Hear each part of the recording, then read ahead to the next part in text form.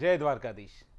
મિત્રો, લાલો ફિલ્મ કદાચ લગભગ દરેક ગુજરાતીએ જોઈ જ લીધી હશે. અને આ ફિલ્મ એકદમ સીધી, સરળ અને જે વાર્તા જે શરૂઆતથી એન્ડ સુધી આવે છે સીધી જ આપણા હૃદયમાં ઉતરી જાય છે. અને આ ફિલ્મ એટલી જબરદસ્ત હતી કે 100 કરોડનો માઇલસ્ટોન પાર કર્યો.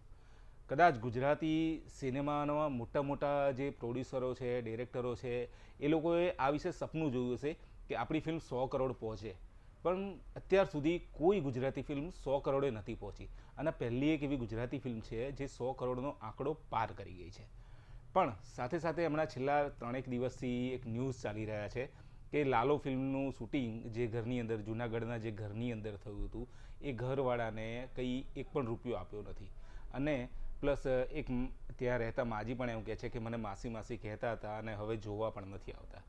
તો મિત્રો, આ રીતે જે અત્યારે ન્યૂઝની અંદર ફેલાઈ રહ્યું છે કે મોટી એક ગુજરાતની બહુ જ મોટી મીડિયા ચેનલ છે, એ મીડિયા ચેનલે આ ઇન્ટરવ્યૂ રજૂ કર્યું. અને ત્યાર પછી સોશિયલ મીડિયામાં ઉહાપો મચી ગયો. જ્યાં જુઓ ત્યાં લોકો પછી આ જ વાતને લઈ અને ટિપ્પણી કરવા લાગ્યા કે યાર, આટલી મોટી ફિલ્મ બનાવી, આ 100 કરોડ કમાઈ અને પેલા માસીને બિચારાને કશું જ નથી આપ્યું. તો મિત્રો, જ્યારે શૂટિંગ નક્કી થયું હશે, જ્યારે શૂટિંગ શરૂ થયું હશે, ત્યારે માસી સાથે ફિલ્મના જે નિર્માતાઓ હશે, જે શૂટિંગ કરવા માટે ત્યાં પહોંચ્યા હશે, ત્યારે માસીને વાત કરી છે કે ભાઈ, આ રીતે અમે શૂટિંગ કરી રહ્યા છીએ, તમારું ઘર અમારે આટલા સમય માટે જોઈએ છે. તો એ માસીએ ત્યારે એમ નહીં કહ્યું હોય કે મારે તો ભાઈ શૂટિંગ કરવા માટેના આટલા રૂપિયા તો જોઈશું. એવું કંઈ નક્કી નહીં થયું હોય, ડાયરેક્ટ જ એમને ઘર આપી દીધું હશે. અને અત્યાર સુધી આ માસીને બધા કેમ નહોતા બોલતા?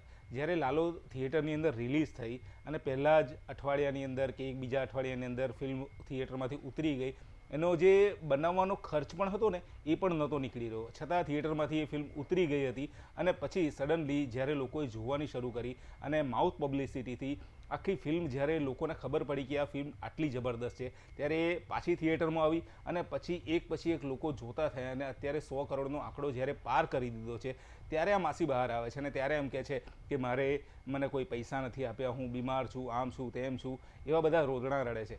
તો આનો મતલબ શું? અને મેઇન કે યાર, તમે આવડી મોટી ન્યૂઝ ચેનલ છો, ન્યૂઝ ચેનલ થઈને આવી રીતે તમે એ કરો છો કે યાર, તમને પણ શરમ આવી જોઈએ. ગુજરાતી ભાષા માટે, ગુજરાત માટે આ એક ગર્વની વાત કહેવાય કે લાલો જેવી ફિલ્મ 100 કરોડનો આંકડો પાર કરી ગઈ છે. અને હજુ તો ઘણા બધા માઇલસ્ટોન કવર કરવાની છે. યુએસએમાં આજે 5 તારીખે જ આ ફિલ્મ રિલીઝ પણ થઈ છે. હજુ યુએસએમાં પણ ઘણા લોકો જોવા માટે જશે અને આનો બિઝનેસ વધવાનો છે. તો આપણે ગુજરાતી ફિલ્મોને સપોર્ટ કરવાને બદલે આવી રીતે નેગેટિવ પોઈન્ટ શોધીને આપણે જે લઈ આવીએ છીએ બધું, આવા મોટા મીડિયા ચેનલ જે હતી, એ મીડિયા ચેનલને જો એટલી જ લાગણી થતી હતી, એ માસીના ઘરે ઇન્ટરવ્યૂ લેવા માટે ગયા, તો એ માસીનો નંબર એમને જો જાહેર કર્યો હોત કે એમને તમે આર્થિક સહાય કરવા માટે આ નંબર પર તમે પેમેન્ટ કરી શકો છો. સાહેબ, 100 કરોડની જે ફિલ્મની આવક થઈ હોય, એમાંથી આટલા બધા ગુજરાતીઓ છે, ખાલી 10-10 રૂપિયા માસીને આપ્યા હોત ને, તો અત્યારે એમના ઘરનો બંગલો બની ગયો હોત.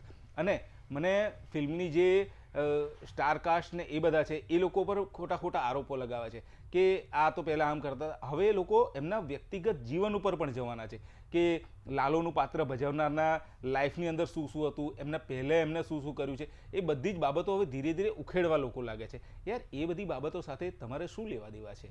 એ લોકોએ ફિલ્મમાં કામ કર્યું છે, એ લોકો આટલી સરસ મજાની ફિલ્મ બનાવી છે, તો ફિલ્મને માણો, ફિલ્મને જુઓ અને એ રીતે એમને આગળ વધાવો. જો એ માસીની જ આટલી બધી લાગણી થતી હોય તો ગુજરાતીઓ એમને મદદ પણ કરી જ શકે છે. એ પોતાના ઘરનો બંગલો પણ બનાવી શકે છે. અને મને તો એવી પણ માહિતી મળી છે કે જ્યારે ફિલ્મનું શૂટિંગ થવાનું હતું, એ પહેલાં જ એક કરાર પણ નક્કી થયો હતો. એ કરાર એગ્રીમેન્ટની અંદર એ લોકોએ સાઇન પણ કરી હતી. મકાન માલિક જે છે, એ મકાન માલિકને આનું જે રેન્ટ ને એ બધું હતું, એ પણ ચૂકવી દેવામાં આવ્યું છે. અને જે માસી અત્યારે બહાર આવે છે, એ માસી તો ફક્ત ભાડુઆત છે, એ તો ત્યાં ભાડે રહેતા. એમને પણ બીજે ભાડે જે રહેવા ગયા ત્યાંનું પણ ભાડું આપ્યું છે, પ્લસ એમને જે વળતર આપવાનું હતું એ પણ આપી દેવામાં આવ્યું છે. છતાં પણ આટલો ઓહાપો કરવામાં આવી રહ્યો છે. તો યાર, શા કારણે? આપણી ગુજરાતી ફિલ્મો છે, ગુજરાતી ફિલ્મો સારી બને છે, તો સારી ફિલ્મોને આપણે સપોર્ટ કરવો જોઈએ. આ રીતે નેગેટિવિટી ના ફેલાવવી જોઈએ. બસ એટલું જ મારું કહેવાનું મન થાય છે કે અત્યારે લાલો ફિલ્મ છે, કાલ ઉઠીને કોઈ બીજી સારી ફિલ્મ આવશે તો આપણે એને સપોર્ટ કરીએ, એને આગળ વધારીએ. આ રીતે જો તમે કરશો તો કંઈ જ નહીં મળે. અને જો તમારે સપોર્ટ કરવો હોય તો તમે ફિલ્મોને સપોર્ટ કરો, માણસોને સપોર્ટ કરો. માસીનું ઘર જે છે, એ માસીની હાલત ખરાબ છે, માસી ગરીબ છે, માસી બીમાર છે, તો એમને તમે આર્થિક મદદ તમારી રીતે પણ કરી શકો છો. અને એમનો નંબર ને બધું જાહેર કરો. આટલું મોટું મીડિયા છે, એ મીડિયા ઉપર તમે જાહેર કરો તો લોકો 5, 10, 50, 100, 500 રૂપિયા કરી અને એમને મદદ કરી શકશે.